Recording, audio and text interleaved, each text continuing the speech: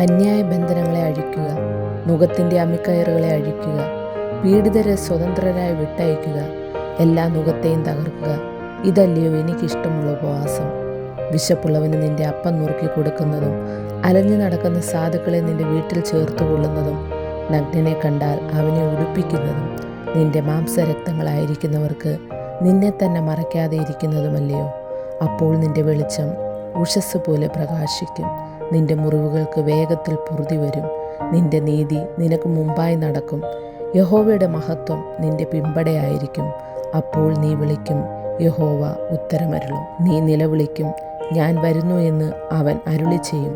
നുകവും വിരൽ ചൂണ്ടുന്നതും വഷളത്വം സംസാരിക്കുന്നതും നീ നിന്റെ നടുവിൽ നിന്ന് നീക്കിക്കളയുകയും വിശപ്പുള്ളവനോട് നീ താൽപ്പര്യം കാണിക്കുകയും കഷ്ടത്തിലിരിക്കുന്നവന് തൃപ്തി വരുത്തുകയും ചെയ്യുമെങ്കിൽ നിന്റെ പ്രകാശം ഇരുളിലുദിക്കും, നിന്റെ അന്ധകാരം മധ്യാഹ്നം പോലെയാകും. യഹോവ നിന്നെ എല്ലായ്പ്പോഴും നടത്തുകയും വരണ്ട നിലത്തിലും നിന്റെ വിശപ്പടക്കി നിന്റെ അസ്ഥികളെ ബലപ്പെടുത്തുകയും ചെയ്യും.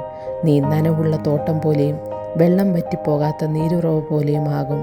നിന്റെ സന്തതി പുരാതന ശൂന്യങ്ങളെ പണിയും, തലമുറ തലമുറയായി കിടക്കുന്ന അടിസ്ഥാനങ്ങളെ നീ കെട്ടിപ്പൊക്കും.